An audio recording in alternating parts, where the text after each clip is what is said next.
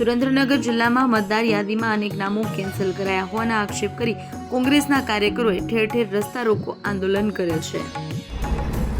ગુજરાતની સાથે સુરેન્દ્રનગર જિલ્લાની અંદર પણ ભારતીય જનતા પાર્ટી દ્વારા મોટા પાયે ષડયંત્ર કરી હજારો લોકોના મતદાર યાદીમાંથી નામ દૂર કરવાનું જે પાપ કરવામાં આવ્યું છે, એની વિરુદ્ધની અંદર સુરેન્દ્રનગર જિલ્લાનો એક કોંગ્રેસ કાર્યકર્તા આજે રોડ ઉપર લડાઈ લડી રહ્યો છે।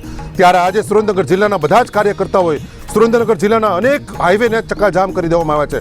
આજે અમદાવાદ, વિરમગામ, માલવણ, કચ્છ હાઈવેને અનેક જગ્યાએ બ્લોક કરી અને ટ્રાફિક ચક્કાજામ કરવામાં આવ્યું છે। બહુચરાજીથી દસાડા, માલવણ અને સુરેન્દ્રનગર સુધીનો હાઈવે પણ ચક્કાજામ અનેક જગ્યાએ કરવામાં આવ્યો છે।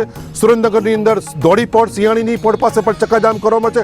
સાથે આજે લીંબડી નેશનલ હાઈવેને પણ ચક્કાજામ કરવાના કાર્યક્રમો આપવામાં આવ્યા છે। આજે કોંગ્રેસનો એક કાર્યકર્તા દેશના, ગુજરાતના નાગરિકો માટે, એના મતાધિકાર માટે આજે લડી રહ્યો છે।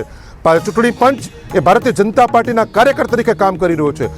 જે લોકોએ ફોર્મ નંબર 7 બોગસ ભર્યા છે એની સામે આજે તંત્ર, પોલીસ કે ચૂંટણી પંચ કોઈ જ કાર્યવાહી કરવા તૈયાર નથી અને એક રીતે એમને છાવરવાનું કામ કરી રહ્યું છે। એને તો 10 વર્ષની જેલની સજા થાય એટલી ગંભીર જોગવાઈઓ હોવા છતાં હજી સુધી આજની તારીખમાં એક પણ એફઆઈઆર ફાટી નથી। અમે લોકોએ નામજોગ ફરિયાદો આપી છે કે આટલા લોકોએ આ લોકશાહીને લાંછન લગાડવાનું કામ કર્યું છે, લોકોના મતાધિકાર છીનવવાનું કામ કર્યું છે, એની સામે તમે એફઆઈઆર દાખલ કરો, પરંતુ હજી સુધી દાખલ કરી નથી।